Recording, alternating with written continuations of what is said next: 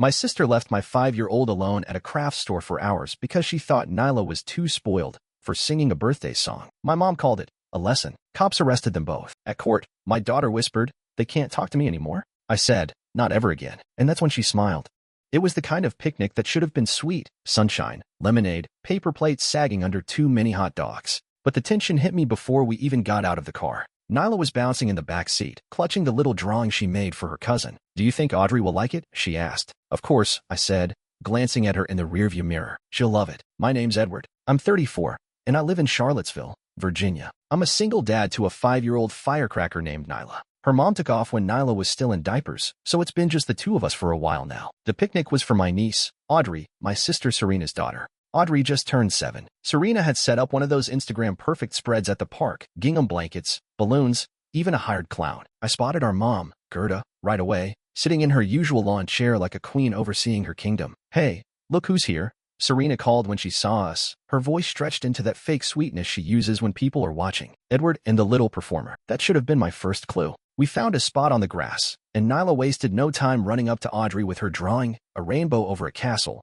the kind only a 5-year-old brain could invent. Then she cleared her throat and said, "I made up a song for Audrey." Before I could say anything, she started singing. Just a short, sweet little tune about princesses and birthday cake. Nyla had a soft, clear voice, and by the end of it, a few of the adults clapped politely, except Serena and my mom. Serena turned to me with a tight smile and said through her teeth, "Really, Edward? You let her put on a show?" I blinked. She just wanted to give Audrey her gift. "It's Audrey's day," Serena snapped. "You don't let a 5-year-old upstage the birthday girl." Upstage? It wasn't a talent show. I was still trying to figure out what the hell to say when Mom chimed in without even looking up from her folding fan. "It's a drawing, Serena. Not like Audrey's missing much." Nyla stood nearby, still holding the rolled-up picture. She heard them. I know she did. Her little face fell, and she came back to sit beside me on the blanket. "She doesn't like it?" she asked quietly. "She's just distracted." I lied. "She's got a lot going on." I watched Serena coo over Audrey while my mom passed out slices of cake. Nobody said a word to Nyla. No one even offered her a balloon. Part of me wanted to blow up, to call them both out. But another part of me, the part that's lived through 3 decades of Gerda's backhanded compliments and Serena's one-woman competition show, knew it wasn't worth it. That's just how they are, I told myself. Just bad parenting under stress. Let it go. So I held Nyla's hand, gave her my piece of cake, and told her she was the best singer I ever heard. Because screw them. She's not their spotlight to dim. 2 weeks later, we were back at Mom's place for the usual second Sunday brunch. Same soggy quiche. Same cloying smell of geraniums from the fake flower pot by the window. Serena was already there when we arrived, perched at the kitchen island like she owned the house, even though she hadn't paid rent in years. Nyla clung to my leg while I took off her jacket. She was still a little hesitant after the birthday picnic, but she smiled when Serena waved her over with an unusually bright grin. "There's my favorite little artist," Serena sang out. I raised an eyebrow. That was a 180. "You want to help me pick out some fun craft stuff later? There's a new store that just opened. Maybe we can sneak away and grab something colorful." Nyla lit up immediately. "Really? Of course, sweetie." Serena smiled sweetly, then glanced at me. "If that's okay with Dad." I nodded slowly. Sure, I guess." Mom chimed in from her seat at the table. "I think it's a great idea. Audrey always does so well at that store. Nyla could use a little structure." Structure? Nyla was 5. She was more structured than most adults I knew, but I let it slide. They were being unusually nice. Too nice. My gut was already telling me something was off. "I'll have her back in an hour or 2, Serena said, already grabbing her purse. "It's just down the street." Nyla grabbed her little sparkly backpack and followed Serena out the front door, practically skipping. I watched from the porch as they drove off in Serena's minivan. For a second, it felt fine. Maybe this was a new leaf. I was wrong. An hour passed. Then 2. Then 3. I texted Serena. No reply. Called her. Straight to voicemail. Tried again. Nothing. By hour 4, I was pacing Gerda's living room, staring out the window like Nyla might just walk up the driveway by herself. My stomach was in knots. I didn't want to panic, but every minute made it harder to breathe. "Relax," Mom said, flipping through a tabloid at the table. "Serena probably just stopped to grab lunch." She said an hour. I snapped. "It's been 4. Her phone's off." Mom didn't even look up. "She's got a lot on her plate." I stared at her. Nyla's 5. You don't just lose track of time with a 5-year-old. Before I could say anything else, the front door opened. Serena walked in.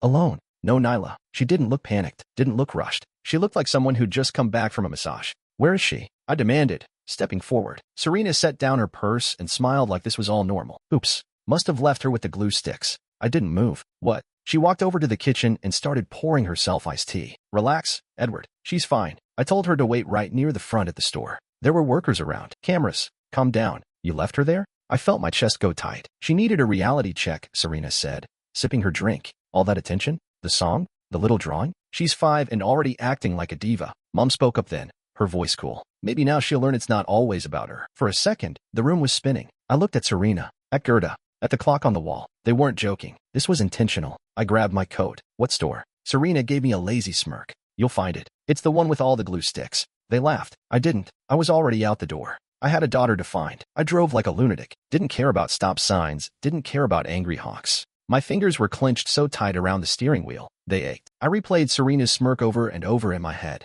Oops. Must have left her with the glue sticks. Who says something like that? Who leaves a 5-year-old alone in a store as some twisted punishment? When I pulled into the strip mall lot, I barely remembered the drive. I parked crooked and ran. The craft store was near the end, between a closed-down dry cleaner and a nail salon. Bright, cheerful colors in the windows. Music playing overhead. But all I saw was Nyla curled up on a bench just inside the entrance, hugging her knees. A security guard stood a few feet away, watching her with a cautious eye. His face relaxed when he saw me. Sir, he asked. I dropped to my knees in front of Nyla. Hey, baby, I'm here. I'm right here. Her lip trembled. You came. I pulled her into my arms. She melted into me, small and shaking and warm. She smelled like glue and tears. My whole body shook with relief and rage. She's been here for over an hour, the security guard said. Said her aunt told her to wait right here and not move. Manager didn't want to scare her, but we were about to call CPS. I'm her father, I said. Her aunt left her here. He nodded grimly. Already called the police. Within minutes, 2 officers arrived. They took my statement. The guards even asked Nyla some gentle questions. She said the same thing. Aunt Serena told me to sit here and be good. She said if I moved, I'd ruin everything. One officer swore under his breath. This isn't just neglect, the other said, scribbling something in a notebook. This is criminal abandonment. She's 5. I sat on the bench with Nyla curled against my chest,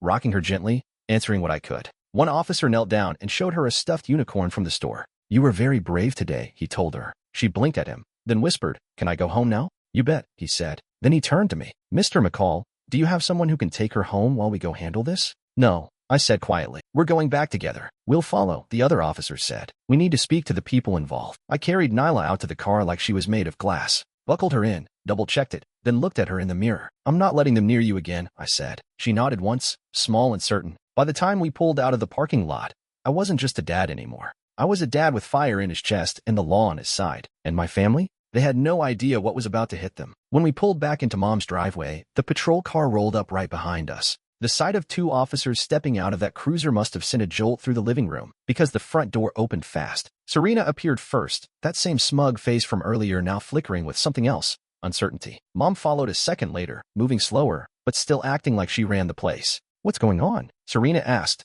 arms folded tight across her chest. Edward, are you seriously dragging police into this? I didn't call them, I said, stepping in front of the officers. The store did, because you abandoned a child. The officer next to me, Officer Sloan, I learned, walked forward, calm but firm. Are you Serena McCall? Serena blinked. Yeah. Why? You're being placed under arrest for child endangerment and abandonment of a minor, Sloan said, reaching for her cuffs. What? Serena shrieked, taking a step back. This is ridiculous. I didn't abandon anyone. She knew to wait. The second officer cut her off. A 5-year-old can't be left alone in a public place. Especially not for over an hour. You're lucky it wasn't longer. Mom stepped forward. This is an overreaction. Serena didn't mean harm. It was just discipline. You don't know how dramatic Edward's little girl can be. I turned to her. She's 5, Mom. 5. Nyla was still in my arms, head tucked into my shoulder. Her little fingers were clinging to my jacket sleeve like it was a lifeline. Serena was still babbling. It wasn't even that long. She was fine. She's spoiled. She needs to learn the world doesn't revolve around her. Officer Sloan had heard enough. Turn around, ma'am. The click of the handcuffs silenced everything. You can't do this. Serena yelled as they started walking her to the car. She's a brat. You're just jealous my kid is better than yours. Mom started after them. Wait, this is family. You can't arrest family. The second officer turned to me. We'll need you to come down to the station tomorrow for a full report. But tonight, just take care of your daughter. We've got this part. Thank you, I said, my voice tight. As the cruiser pulled away, I stood in the yard, Nyla still curled into my chest. Mom hovered by the steps, eyes darting between me and the patrol car,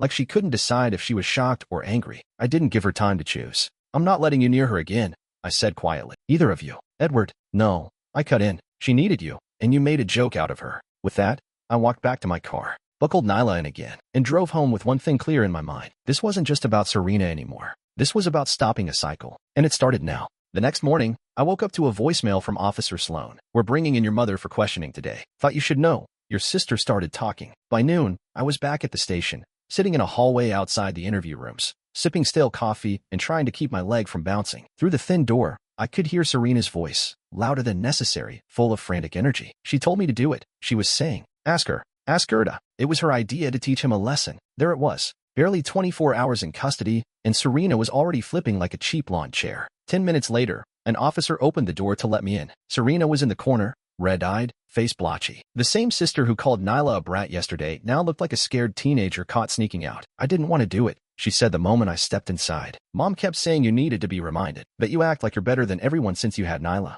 I said nothing. She said if Nyla got all the attention, Audrey would grow up feeling less than, that we had to balance things. I let that sit in the air for a second. So your answer was to abandon a 5-year-old. I thought she'd be fine, Serena cried. She had her crayons. I watched her go into the store. I figured she'd draw and someone would come by eventually. Someone did, I said coldly. A security guard. And then the cops. You're lucky it wasn't CPS first. Serena opened her mouth again, but the officer stepped between us. That's enough. We've got her official statement. You're free to go, Mr. McCall. On my way out, I passed another interview room. Through the small window, I saw Mom, Gerda, sitting at the table, arms crossed, face blank. No lawyer, no remorse. Just that cold, stubborn set to her jaw I knew too well. Half an hour later, Officer Sloan called me. She cracked, she said. We confronted your mother with Serena's statement. At first, she denied it. Then she slipped. What do you mean? She said, and I quote, maybe now he'll stop raising that girl like she's a princess. That was enough. I let out a slow breath. Is she being charged? Yes. Conspiracy to commit child endangerment and obstruction. She lied about knowing where the child was.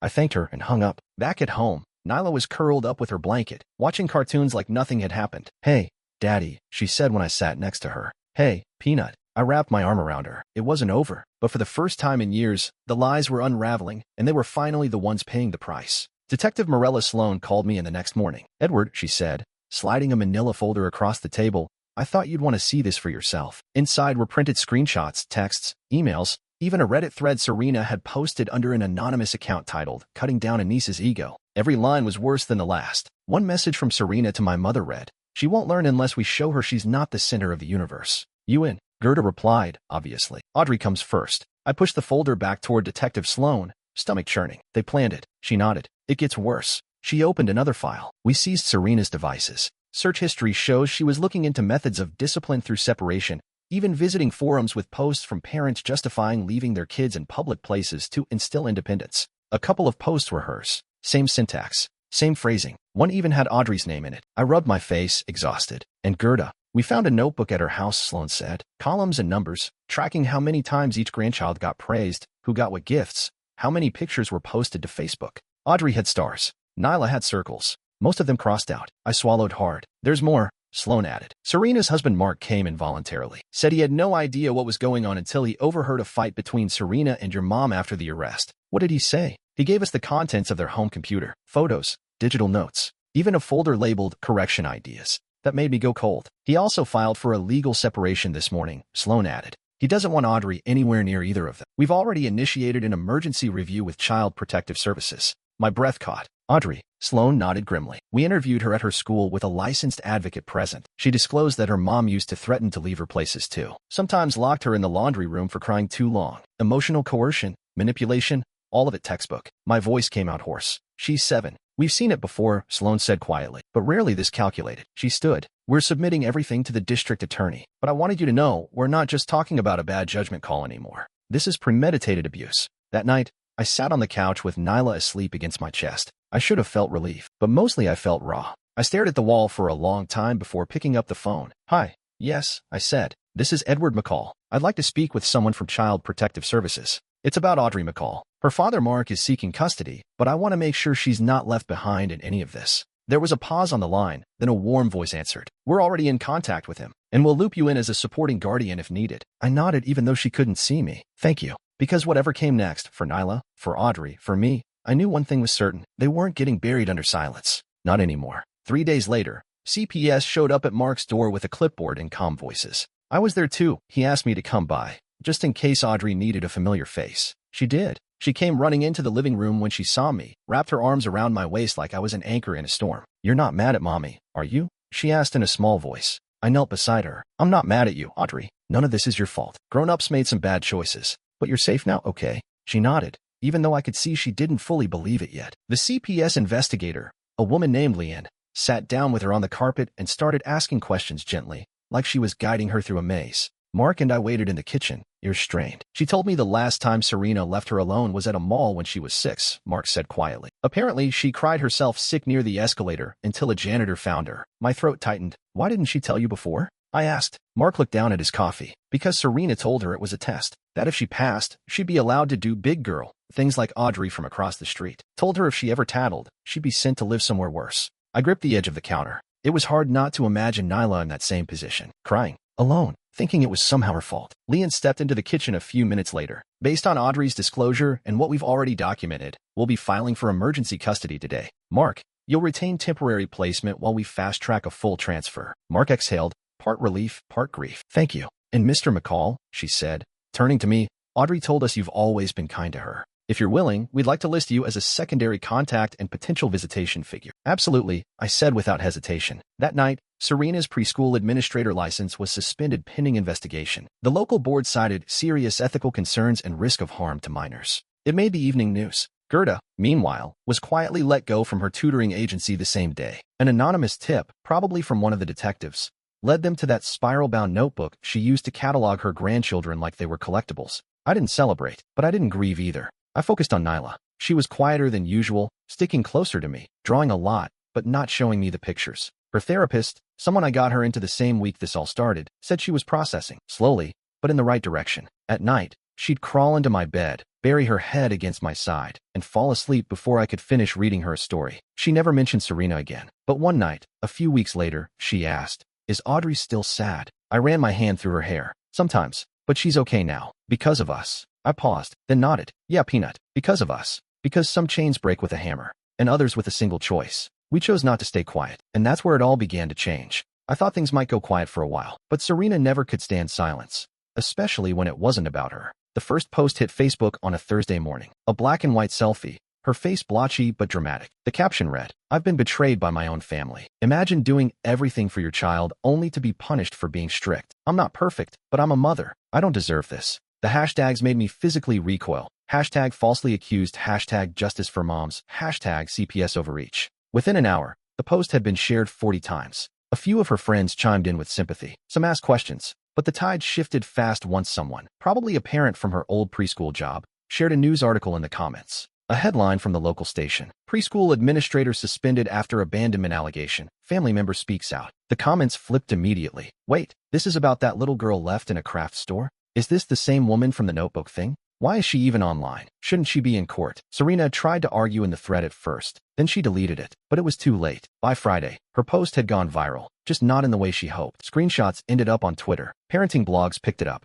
Even a local morning radio show did a segment on it, calling it one of the most disturbing cases of calculated cruelty from inside a family. The prosecutors pounced. They added her social media rant to the evidence binder and argued it showed a total lack of remorse. No accountability, no insight. Her bail was revoked that afternoon. She was taken back into custody before she could even call Mark. The court imposed a no-contact order for both Nyla and Audrey. Serena lost all visitation rights. For now, and probably forever. As for Gerda, her downfall was quieter, but just as brutal. With Serena jailed and legal fees mounting, she tried to take out a second mortgage on her house. Didn't work, so she sold it. I found out through a forwarded listing. The same house we grew up in, now stripped of its soul, listed as is, and motivated to sell. I didn't feel triumphant. Not really. It was just final. She lost everything trying to control a child she didn't even love. And Serena? She lost her voice the minute she tried to turn the internet into a weapon and realized it was pointing back at her. They thought they were untouchable. But sometimes, the last swing of the axe comes from the one they thought would never lift it. Me.